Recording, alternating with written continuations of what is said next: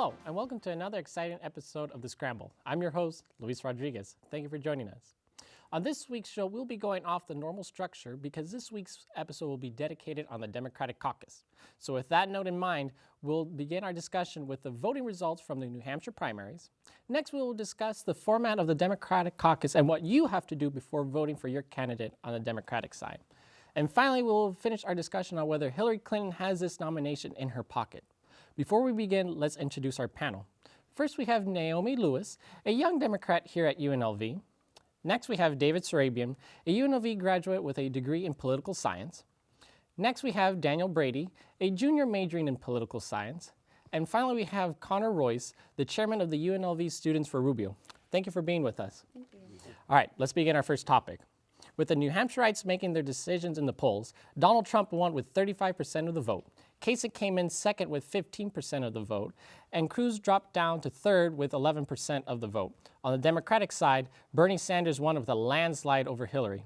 With the only two states that have voted thus far, who do you think the nation will follow following these next primaries and caucuses? So Daniel, let's start with you. You know, it's really an interesting discussion when you start to think about it. I'll start with the Democratic side because I kind of think that's one's a little bit easier to project. Hillary Clinton lost by about 20 points to Bernie. Complete landslide. However, like we talked about last time in regards to the superdelegates, I think she's going to end up coming out ahead purely because of that. She lost by 20 points. However, she and Sanders left with the same amount of delegates due to the superdelegates in the state. So with that trend, I feel continuing, and the fact that they're going to more diverse states, I think Hillary's got a better shot than Bernie in that. The Republican side, I really have a hard time trying to figure that one out. I mean, you want to say Kasich's going to get a little bit of momentum with Trump getting a little bit of momentum, but then you start looking to earlier parallels, and Kasich got about the same percentage that John Huntsman got in New Hampshire. So I don't know if I want to draw that parallel there. I'm having a much harder time deciding who I believe are going to be the last one standing in the Republican Party. Well, Connor, let's go with you. So since you're the chairman for the UNLV Students for Rubio, why do you think Rubio has a nomination already? Well, I wouldn't say that he has a nomination already. I would say he's taking strides. You know, the campaign had a 3-2-1 strategy, third in Iowa, second in New Hampshire, first in South Carolina. Obviously, that's not going to work anymore, especially after the battering he took from Chris Christie in the debate. But considering some of the endorsements he has in South Carolina, Tim Scott, Trey Gowdy notably, and some of the momentum that we have here in Nevada, I personally believe that we have the strongest ground game here in the state. I think he's laying the groundwork, and while I wouldn't say that he has the nomination wrapped up, I think he's definitely on track, and I wouldn't underestimate him at any point. All right. So, David, I'll go with you. So why are these outsiders, so like Trump, Carson, and Sanders, that are spreading their message easier than the people that are part of the establishment? Why do you think they're getting their message through the American people? Well, the thing is, all of these candidates have been getting their message through. It's just which message has been more favorable to the American public. And there's been a lot of stagnation. There's been a lot of anger in this country. And they're tired of the establishment. That's how the Tea Party got in. We're tired of the establishment. We're going to be opposed to it. And after the stagnation that happened in Congress, people are now shifting to the extremes. Donald Trump is the let's make deals happen kind of guy. He's the opposite of what got Rubio and Cruz in, which their attitude was, we're going to prevent everything from happening. All right? With Sanders, he has the message of, we're going to make things happen, we're going to have some change, we're going to have some real improvements. And he's more of the extreme on the left than the right with Donald Trump. What about you, Naomi? What's your opinion on all this? When it comes to the New Hampshire primaries, I believe the fact that Bernie Sanders won by 21 points to be exact, really shows that he's building momentum, and I do think he does have a really good chance of beating Hillary in the West Coast as well. So, all right. But how much of that is because Vermont is right next to New Hampshire? I mean, how much of that was just home field advantage? That's a good question. I know since the primary or the caucus in New Hampshire, he's gotten $7 million in contributions in the last 24 hours. So I can't answer your question, but I know that because of that, he's still building momentum. So I want to jump onto that really quickly. I mean, when you look at New Hampshire in regards to the Clintons themselves, in 92, it made Bill Clinton the comeback kid with a second place finish that he used to ride towards the nomination.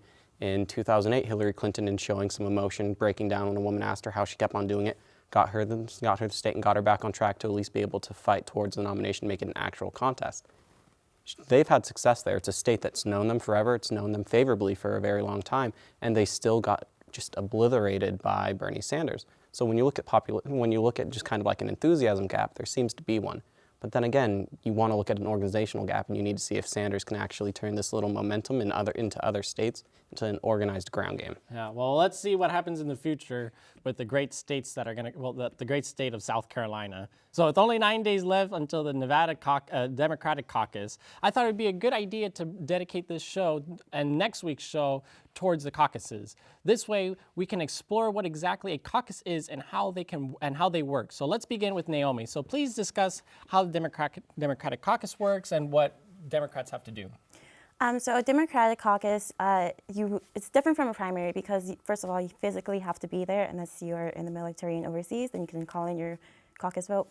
But anyways, so you physically have to be there. And the first portion of the caucus is they're going to give speeches on who they support and why they support who they support. And then after that, they're going to divide into corners of which person they support. And then they're going to determine the viability. So they have to, in most places, you have to have at least 15% viability in order to continue to stay in that corner. If a candidate doesn't get at least 15% viability, then they have to move to a different corner. And then they determine who wins that particular caucus on head count. Let's begin with this. So knowing a little bit about a caucus, what do you guys think? Do you think we should be a caucus state or should we switch back to a primary state? I'll say caucus, or sorry, not caucus. I want to switch to a primary. And my biggest reason is because we all heard in Iowa, if you tied with a caucus, they would decide with a coin flip on who it went to. Well, Nevada Democratic Party, you cut a deck.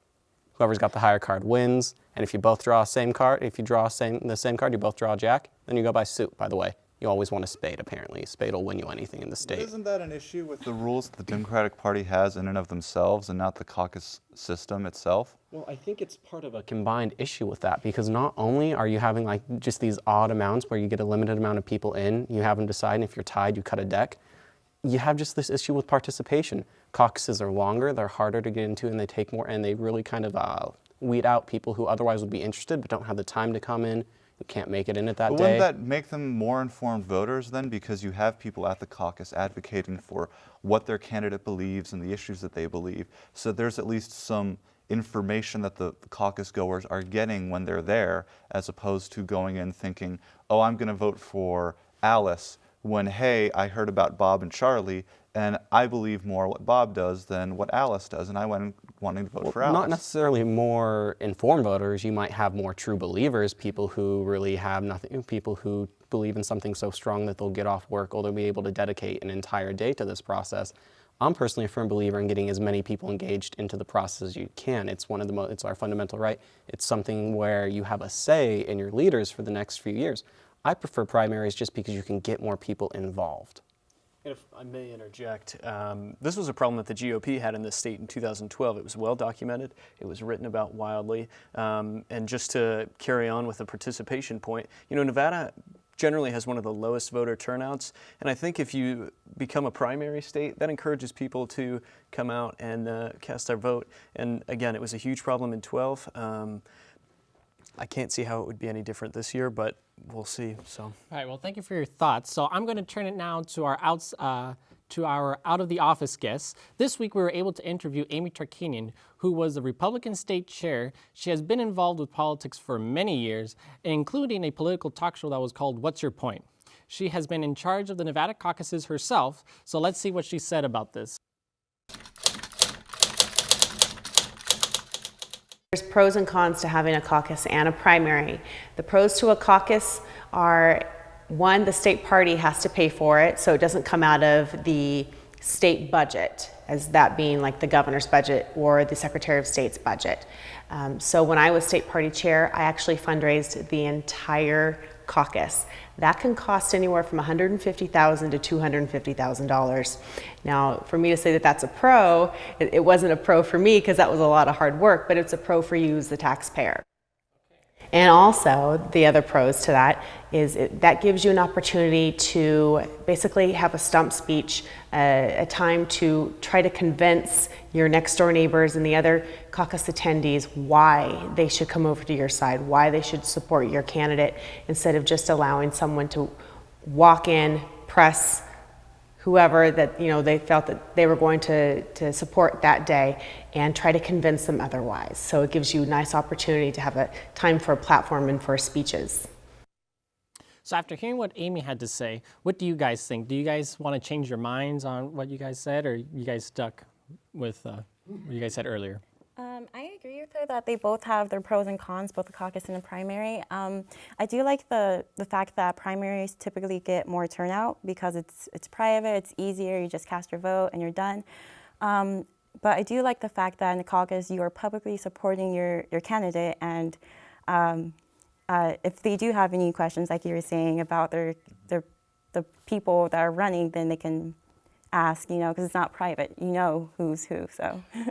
But like what she said, though, it's having a primary comes towards, the taxpayer's dollar. So being a caucus, making the state party pay for it, don't you think that's a little bit easier, less of a burden, like she said, to the taxpayer than having a primary? Yeah, I do, but I do also think that the turnout of the primary is a really big pro, so I think it's worth it.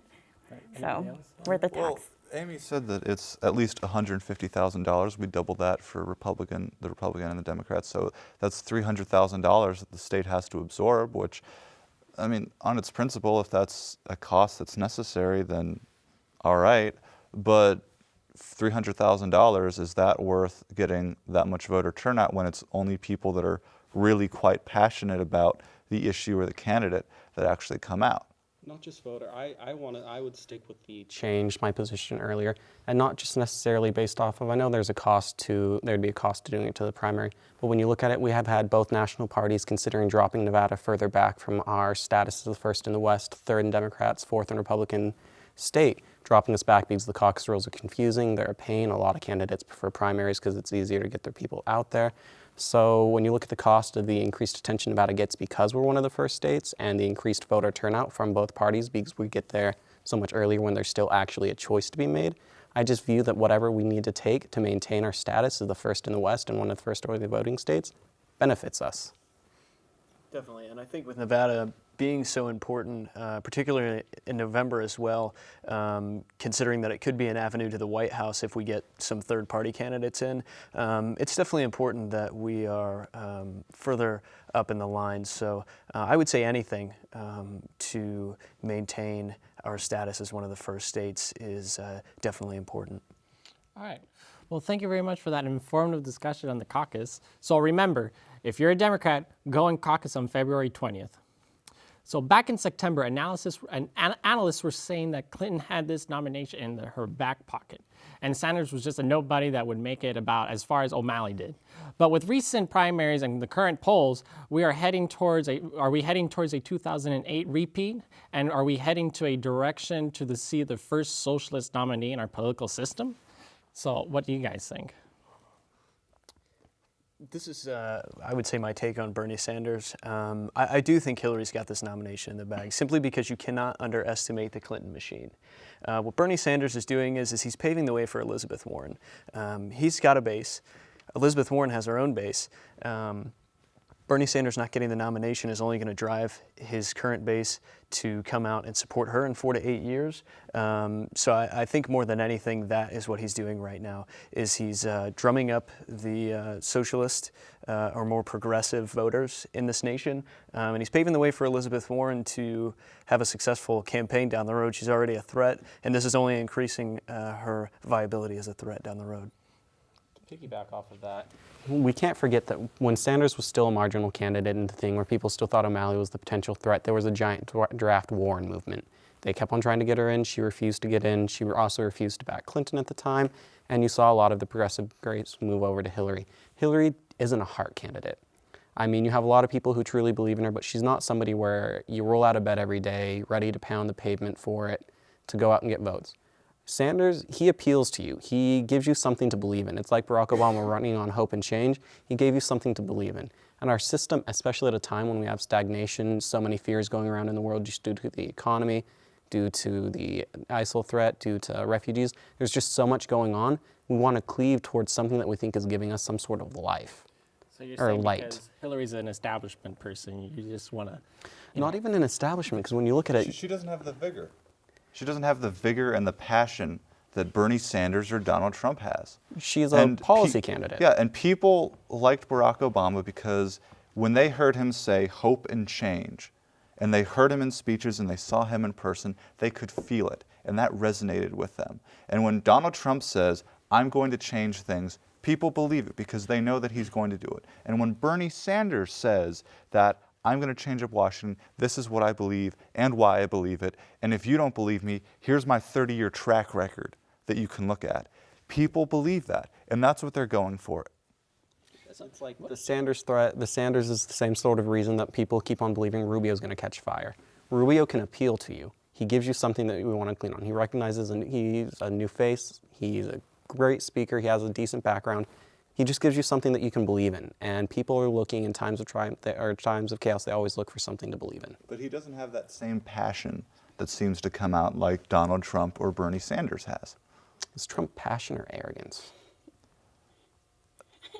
I would also say that Rubio having the, let's say, establishment tag, that definitely kind of hangs over him. You know, Trump, people like Trump, Carson, Bernie Sanders, even with his time in Congress, they don't come off as politicians. And I think that's another big reason that these people are doing so well, is that people are tired of politicians. So I would again say that while I do believe that Clinton has a nomination wrapped up, this is definitely changing the landscape for American politics. What about you, Naomi? Let's put you in. I do think that Bernie does definitely have a chance. Like I said, he's getting a lot of momentum, especially after the New Hampshire primary happened. So, and if you look at the polls for Bernie versus Republican candidates and Hillary versus Republican candidates, it shows that Bernie has a better chance of winning against them in the general election. So I think that helps too. Plus he has a millennium vote, so. Right. Well, I'll piggyback on that. But before I do, one person that hasn't been mentioned that I think might show up in the near future, although he said he's not, is Joe Biden. What do you think about that? Do you think Joe Biden might jump on if something happens to Ms. Clinton about, you know, some certain email scandal that she has? Well, I don't think he has. What structure and base does he have? If today he said, I'm going to go and I'm going to run for president right now, my heart's completely in it, what structure and base does he have? What ground game? What financing? What database does he have to go off? And he doesn't. His passion's been stolen by the Sanders supporters. The type of people who would have supported him over Hillary are the type of people who are going for Sanders. They tend to be younger, they tend to be much more liberal, they tend to be the more progressive part of the base. The only benefit that I would give Biden over Sanders is Biden's already shown an inclination to be able to connect to additional white-collar workers and to expand the electorate past just white liberal progressives to other parts of the electorate that he needs in more diverse states, such as the African-American vote or the Hispanic vote. Those are two things that so far seem locked up for Hillary. They're part of the reason why she has a bigger benefit. But people keep on forgetting that part of Obama's success was not only was he able to win Iowa, he expanded in South Carolina. And that's the sort of thing that I think Biden has an advantage of if he were to jump in. So what does Sanders have that Clinton doesn't in grasping the youth vote? Didn't you see those sick basketball skills when he was waiting for the New Hampshire primary? Well, he has vitality, and he has vitality. One, he seems to have more energy than Hillary Clinton does, and he seems more authentic and more passionate, especially the authenticity. And the other part of it too is that he wants free college. Let's not shortchange that. There are a lot of young voters who are 18 right now, or they're going to turn 18, that they hear free college and they're like, this is my guy. Now, is that a reality though? Can we actually reach free college? I think you're definitely doing an overgeneric shrift on why younger voters and voters, for some, yes. When they hear that, and that's what I said, for some young voters, that is their key issue to them. Just like for the elderly, Social Security is their key issue. Yeah, I would just say there's a little bit more. Young people, again, they like to believe in hope and change, especially in a cynical environment we've grown into. I mean, how often do you turn on any major cable political analysis and you just hear vitriol, anger, hate, judgment coming down? Sanders isn't running on that. He's trying to run, he's running as a positive campaign, be it if you can argue some of his supporters or surrogates have started to get nastier in regards to Clinton, but he himself is trying to run positive hope, change. It's something that people really want to believe in, especially a younger generation that's just tired of what the world's been getting, the type of world that they've been handed and told to fix. And let's not underestimate one of the biggest things surrounding this year's election is the people that are sitting on this panel now. We represent a definite minority. I would say our generation, in terms of politics, is incredibly uneducated, whether it's a lack of motivation or just not having the resources. I know the GOP does a terrible job of it, but I would say in general both parties do, reaching out to young voters. And when I mean reach out, I mean going out and educating, not just stumping for votes. So Naomi, I know you had something, but I'll also ask you a quick question. So how important is the millennial vote this election cycle? I believe it's so important because millennials are getting more involved in politics, and they're looking at who they want to vote for. So I think it's so important to get that vote because they're getting more involved with it. So Kind of wanting to build off of both of those points. The millennial generation were not really actively involved. I mean, when I was working on campaigns, the first place they tried to send me was college campuses and areas where they knew there were younger voters who were kind of registered, definitely the ones who registered for their high school government class because their teacher gave them extra credit if they did, but they were trying to do the outreach. But when you start to look at the numbers of the millennial voters coming in, we're going to be one of the largest voting blocks since the baby boomers came of age. We are the largest. I mean, if we actually all came out and voted the way that we could, we would be able to have an outside say as opposed to the elderly people who come and already vote. The issue is we're not engaged. And the fact of the matter is the youth, Obama was an anomaly. The youth rarely come out and vote in large numbers. They rarely do. And he showed the power of it. When you can get the youth out, you can single-handedly flip every idea of what modern coalitions you need to win the presidency, because if you can get a majority of the youth, you don't need that many of the other blocks to come your way. You don't need to pander to elderly voters or more secure, financially secure voters, people who already come out and vote. You don't necessarily need them to the point if you can start turning out the youth. I mean, that's exactly why he was able to overtake Hillary Clinton in 2008. He got the youth engaged. That's part of the reason Clinton world's freaking out over the Sanders phenomenon, is because of how high he pulls in, college towns and youth towns. I mean, and something it's we haven't talked about flashbacks. is, especially the Republicans in Congress, is that I don't think anyone here realistically believes that the Republicans aren't trying to get Hillary Clinton brought up on federal charges before November. Let's not shortchange that.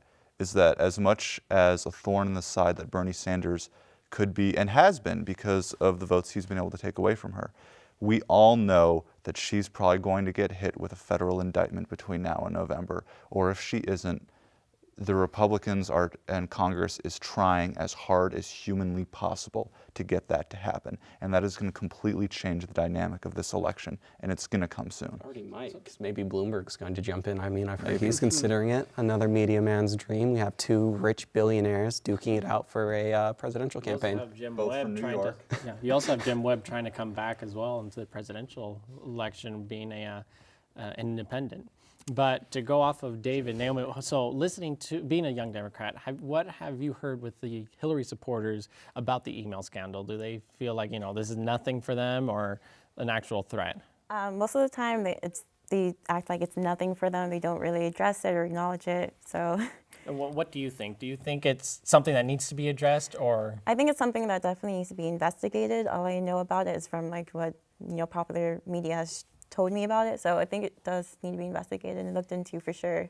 It's not a small thing at all. So like they pretend it is. Who knows, maybe we'll be able to wipe everybody's memories before November. That's very true. We'll see. We have to find a private server to do that, though.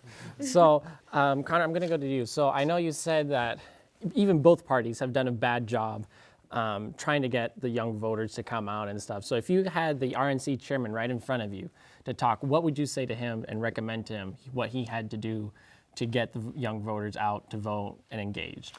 Well, the first thing I would definitely bring to his attention is 3 words, and that is Obama for America. You look at what they did in 2012. Romney for America, or Students for Romney, I can't remember the name of the exact organization. They came out and mobilized, I believe, roughly 4 to 6 months before the 2012 election. Obama for America was up and running at least a year before that election. And then the other thing, too, is utilizing tools that we as youth use every day. Social media being the obvious one.